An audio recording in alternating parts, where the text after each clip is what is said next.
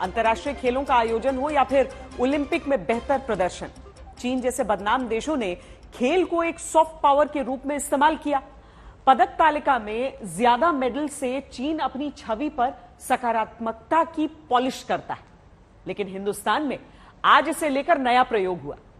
जिस क्रिकेट को अब तक पाकिस्तान से रिश्तों की जमी बर्फ को पिघलाने में इस्तेमाल किया जाता था, उसे ऑस्ट्रेलिया से दोस्ती पक्की करने में पहली बार इस्तेमाल किया गया। आज भारत और ऑस्ट्रेलिया के प्रधानमंत्रियों ने अहमदाबाद में साथ में टेस्ट मैच देखा और अपनी अपनी टीम का हौसला बढ़ाया। सवाल यह है कि प्रधानमंत्री मोदी ने आज कैसे खेल खेल में चीन का इलाज कर दिया।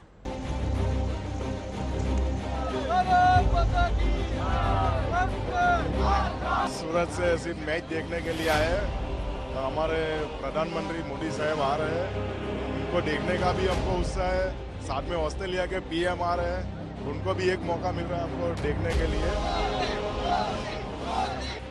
Bharat, Pakistan, Bangladesh, Sri Lanka, Australia, New Zealand, England, West Indies, दक्षिण अफ्रीका और जिम्बाब्वे, दुनिया भर के 10 देशों की टीम टेस्ट मैच खेलती है। लेकिन भारत ने जिस तरह से क्रिकेट की सॉफ्ट पावर को दोस्ती गहरी करने में इस्तेमाल किया, उसकी चारों तरफ चर्चा हो रही है।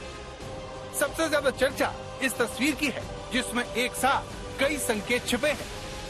अहमदाबाद में प्रधानमंत्री मोदी ने क्रिकेट के मैदान पर कूटनीति की जबरदस्त फील्डिंग सजाई, जिसमें यह तस्वीर देखकर चीन को जबरदस्त मिर्ची लगनी तय है। लेकिन क्यों? संदेश देने की कला में माहिर प्रधानमंत्री मोदी अहमदाबाद में अपने मेहमान का हाथ पकड़कर इस तरह से खींचते दिखे, मानो दोनों में गहरी दोस्ती हो। ये देखिए, नरेंद्र मोदी और एंथनी अल्बानीज के बीच थोड़ा फासला था, जिसे कम करने के लिए पीएम मोदी ने एंथनी अल्बानीज का हाथ अपनी ओर खींचा और दोनों कप्तानों के साथ हाथ उठाकर दोस्ती की नई मिसाल पेश की।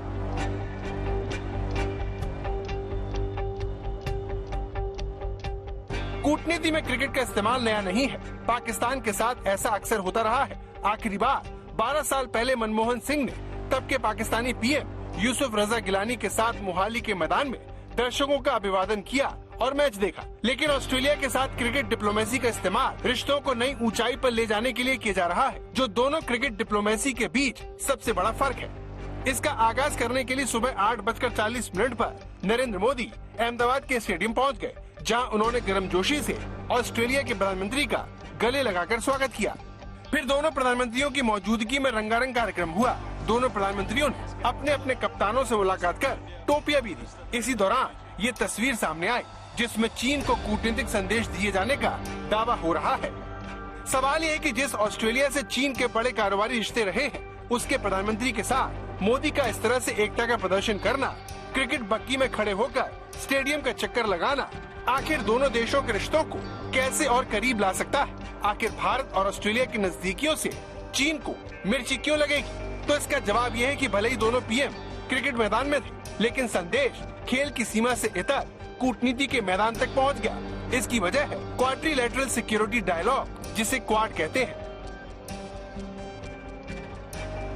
भारत और ऑस्ट्रेलिया क्वाड के सदस्य हैं। इस ग्रुप में अमेरिका और जापान भी हैं। 4 लोकतांत्रिक देशों वाले क्वाड का ही गठबंधन चीन की विस्तारवादी सोच पर लगाम लगाने के लिए बना है। ऐसे में निश्चित रूप से क्रिकेट फील्ड पर क्वाड देशों के 2 प्रधानमंत्रियों की इस तरह से एकजुटता चीन को परेशान कर सकती है। हाल ही में भारत में क्वाड देशों के विदेश मंत्रियों की बैठक हुई, जिससे चीन बौखला गया था। लेकिन भारत और ऑस्ट्रेलिया के बीच गहरे होते रिश्ते दोनों के लिए काफी फायदेमंद साबित हो सकते हैं। कोयले के उत्पादन और खपत के मामले में भारत का नंबर चीन के बाद आता है। हमारी इस जरूरत को ऑस्ट्रेलिया पूरा कर सकता है। भारत ग्रीन एनर्जी को बढ़ावा देना चाहता है और ऑस्ट्रेलिया ग्रीन हाइड्रोजन की तकनीक और खोज के मामले में काफी आगे है। ऑस्ट्रेलिया के पास उच्च शिक्षा के लिए यूनिवर्सिटी है, जो भारतीय छात्रों के लिए बेहतर विकल्प हो सकती है। अभी तक चाहे यूनिवर्सिटी हो या फिर ऑस्ट्रेलिया से खनिज संपदा का निर्यात, चीन का वहाँ दबदबा रहा है। लेकिन चीन के खतरनाक इरादों को देखते हुए ऑस्ट्रेलिया भारत जैसे बड़े बाजार की तरफ देख रहा है और रिश्ते बेहतर करना चाहता है।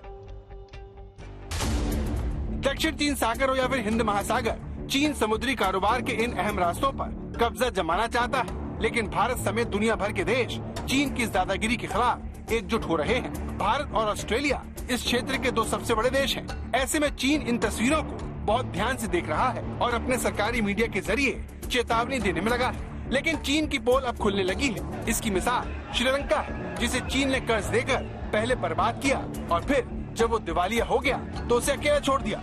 चीन की धोखेबाजी के उलट भारत ने श्रीलंका का बढ़ चढ़कर साथ दिया, जिसके लिए हिंद महासागर का हमारा छोटा पड़ोसी खुद को भारत का एहसानमंद मानता है। One country stood out is India. I must thank that everybody who is involved in the not only Indian government and state, but the public started collecting funds, sending us support, humanitarian assistance. But Indian government took some very bold, decisive actions by providing us about 3.9 billion worth of bilateral credit and a credit line, which gave us the lifeline to fight at the battle for another day, which probably saved Sri Lanka from oblivion, and then allowed us to live for another day to fight, and that helped us to stabilize it. So India comes at the very, very happy. To be honest, if you put together all the other countries did and India did, still Indian intervention was higher than. तो चीन को लेकर श्रीलंका की आंखें खुल चुकी हैं। वहीं भारत और ऑस्ट्रेलिया के बीच ट्रेड एग्रीमेंट हो चुका है। दोनों देशों के बीच नजदीकियां इस कदर बढ़ी कि बीते साल 10 केंद्रीय मंत्रियों ने ऑस्ट्रेलिया का दौरा किया। इस तरह क्रिकेट हो या बाजार या फिर सामरिक रिश्ते, दोनों देशों के संबंधों को नई रफ्तार मिल रही है। आज तक ब्यूरो।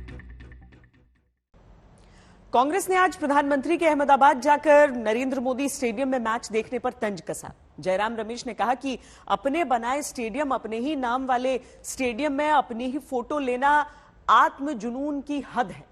कांग्रेस और बीजेपी दोनों इससे लेकर आमने सामने हैं, लेकिन ऑस्ट्रेलिया को लेकर एक तथ्य यह भी है कि दोनों देशों के बीच रिश्तों में गर्माहट 2014 के बाद से आनी शुरू हुई, जब नरेंद्र मोदी ऑस्ट्रेलिया के दौरे पर गए। उनसे पहले 1986 में तत्कालीन प्रधानमंत्री राजीव गांधी ने ऑस्ट्रेलिया का दौरा किया था। सोचिए, इसके पूरे 28 साल बाद नरेंद्र मोदी ऑस्ट्रेलिया पहुंचे थे। आज ऑस्ट्रेलिया में कोई पार्टी हो, भारत से रिश्तों को लेकर एक मत है।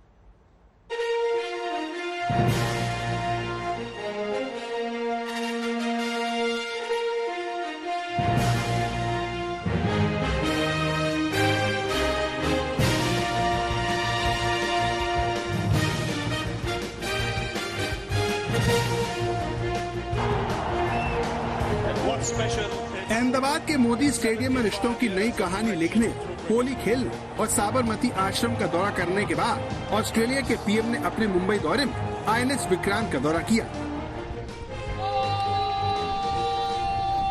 स्वदेशी एयरक्राफ्ट कैरियर आईएनएस विक्रांत पर अल्बनीज को भारतीय नौसेना ने गार्ड ऑफ ऑनर दिया।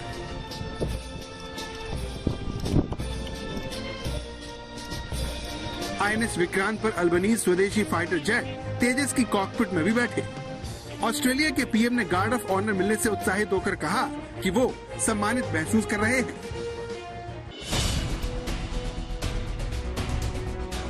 इंडो पैसिफिक यानी हिंद प्रशांत क्षेत्र में चीन की बढ़ती दादागिरी ने दुनिया की चिंता बढ़ा दी है। चीन की नजर दक्षिण चीन सागर से हिंद महासागर तक पर है। इस क्षेत्र में भारत इकलौती बड़ी ताकत है जो चीन को टक्कर दे सकता है।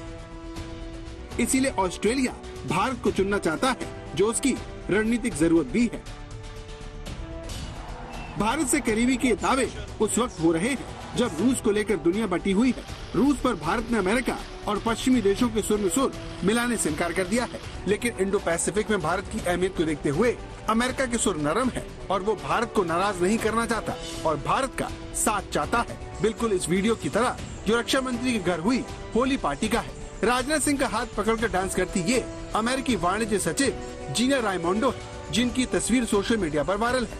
अमेरिका और उसके दोस्तों के रवैये में इस नरमी की वजह चीन है, जिसके खिलाफ तैयारियों में भारत का विशेष स्थान है। चीन के खतरनाक इरादों पर एक अमेरिकी खुफिया रिपोर्ट में बड़ा खुलासा हुआ,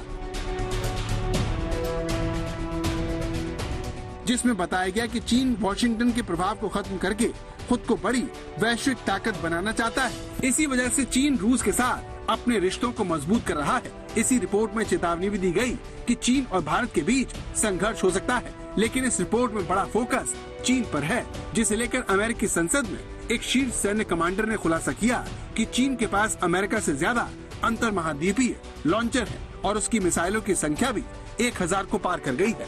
चीन ने अपनी DF-26 मिसाइलों की संख्या में सबसे ज्यादा बढ़ोतरी की है। ये मिसाइल चीन ने अमेरिका के एयरक्राफ्ट कैरियर को ध्यान में रखकर बनाई है। चीन के इरादे खतरनाक है और अमेरिका उससे वाकिफ है, इसीलिए वो लगातार न सिर्फ चीन पर नजर बनाए हुए है, बल्कि ताइवान को हथियार देकर उसे उकसाना चाहता है, ताकि वो रूस की तरह युद्ध में फंसे और कमजोर हो। दोनों देशों में रिश्ते इतने कड़वे हो गए हैं कि चीन के राष्ट्रपति ने पहली बार सीधे सीधे अमेरिका पर इल्जाम लगाते हुए कहा, अमेरिका के नेतृत्व में पश्चिमी देशों ने चीन को चौतरफा घेरने का प्रयास किया है, जिसने देश के विकास की राह में गंभीर चुनौतियां पेश की हैं। वहीं चीनी विदेश मंत्री ने यूक्रेन युद्ध को बढ़ावा देने के लिए अमेरिका को दोष दिया और कहा कि एक अदृश्य हाथ यूक्रेन युद्ध बढ़ा रहा है। इस तरह अमेरिका और चीन का एक दूसरे पर ध्यान है। अमेरिका चीन को घेरने की रणनीति बना रहा है, तो चीन अमेरिका के खिलाफ लंबी लड़ाई लड़ने के लिए कमर कस चुका है। चीन के इन्हीं इरादों को देखकर ऑस्ट्रेलिया भी भारत को साथ लेना चाहता है, ताकि चीन के खिलाफ एशिया में एक मजबूत गठबंधन बनाया जा सके। आज तक ब्यूरो।